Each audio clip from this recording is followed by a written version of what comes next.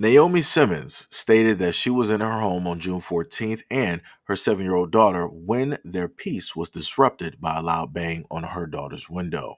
When she went to open the front door, Simmons stated all she saw was two men standing with guns drawn, pointing in her face. Quote, they didn't say anything, so I just thought it was random people. When she asked why the men were there, she stated they finally identified themselves as Miami-Dade police officers. Simmons stated that they told her they were looking for Marquise Wiley, who had an active warrant for a felony gun charge. To her surprise, officers stated that the address on the ID was the address of her home where she had been living for over a year. Miami-Dade authorities also stated that they were ordered by a judge to transfer Wiley to Miami-Dade County Jail for the charge. They also stated that at the time officers responded to Simmons' home, Wiley did not appear to be in custody according to their database. After failing to locate him at the home, the officers left. However, Simmons stated to reporters that she decided to do her own research via her cell phone and found where Wiley was, Broward County Jail. According to Broward County Sheriff's Office, Wiley was there for the past few months on a robbery charge and immediately transferred to prison after his guilty verdict came down in May. Even with that information, the Air Force veteran, shaken by the encounter, had the question, why were the cops even at my house? A neighbor who served in Vietnam echoed the notion, telling the outlet that many soldiers died innocently opening a door only to experience gunfire. Simmons refused to chalk up the incident as an honest mishap. Quote, frustrating and scary because you see all these things on the news about people who look like me, men and women, who are getting X'd out because police showed up at the wrong home. The incident draws eerie comparisons to the evening Breonna Taylor had her life taken back in 2020 during a botched drug raid.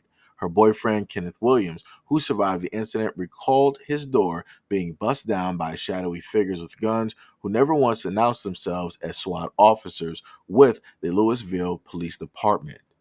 Now, I can clearly tell you that a lot of people will decide to state, oh, why does this have to do with race? Why do people have to bring up race? It was obviously an honest mistake. Their information was mixed up. I don't see where race was even coming into play. Well, this is the fact of the matter.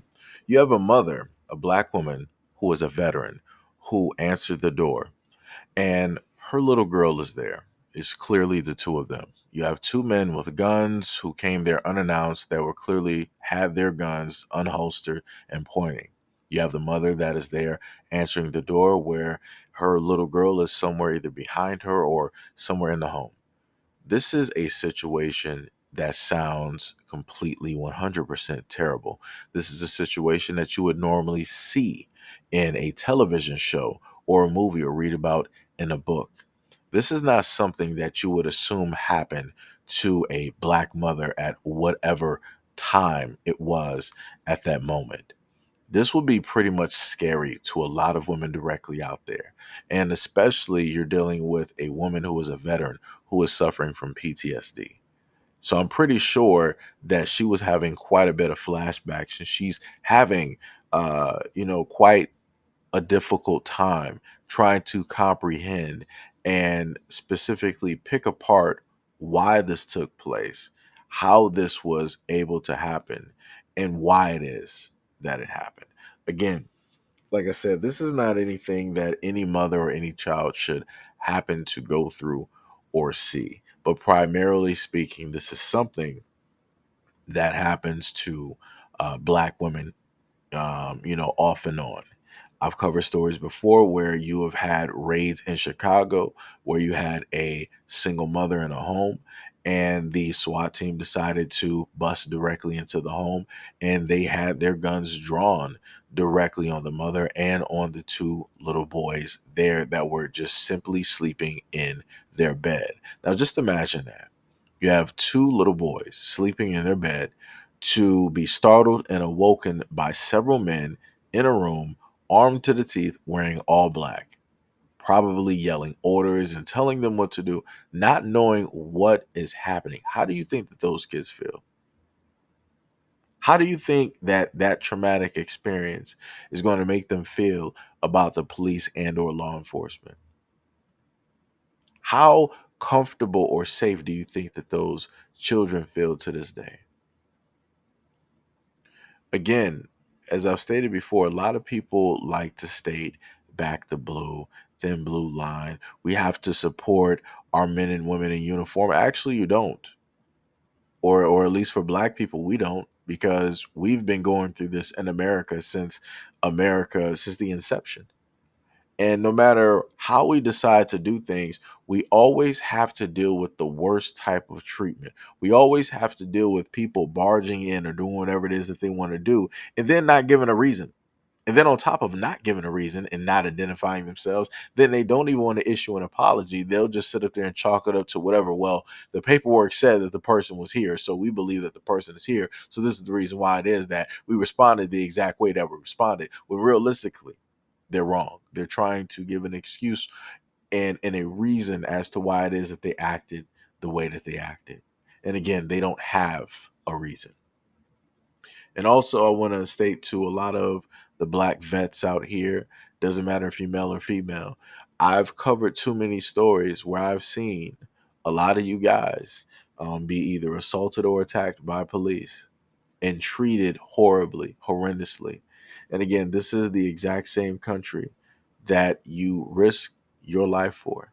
This is the exact same country that told you to go out there and do what it is that you were doing. The exact same country is the same ones allowing you to come right back home and treating you like this.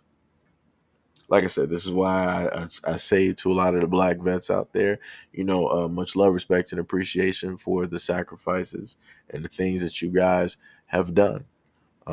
Because I remember reading stories about older vets from, like the 40s and the 50s and the 60s, and how it is that they would come back from war all to return to the exact same circumstances.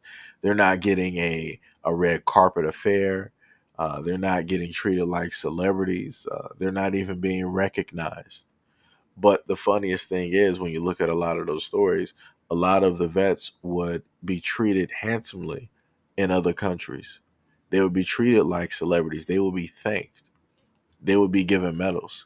They would be respected more so than what they would actually get in America. It's crazy, ain't it? The one place that you call home, the one place that you want to raise your family, and the only place that you ever want to be. And this is how you get treated for all the many great deals of sacrifices that you and your family have committed, have given over freely with blind faith and hope. This is how you get treated. This is how you get seen. And again, I also want to point out this is the exact same America that does not realistically care about the vets, because I remember even when I was younger, seeing vets, people who were at war at a point in time in their younger years, out there on the streets, winos, addicted to all different types of drugs, living the worst life possible, all because the United States abandoned them when the vets needed them the most. But yet, those same vets, those same black people did not abandon America when America needed them. So, again, much love, respect, and appreciation to a lot of the vets out there. And to the people that still say that everybody should respect, the blue and back the blue and the thin blue line and all of these things, sooner or later, your words are going to catch up with you. And the same people that you're protecting, the same people that you want to be on a soapbox for, that you want to, make sure to lift up, those are going to be the same people to put you down. Always remember that. Soon enough, your dragons will come home and they will be there. And there's not going to be anybody to help or save you.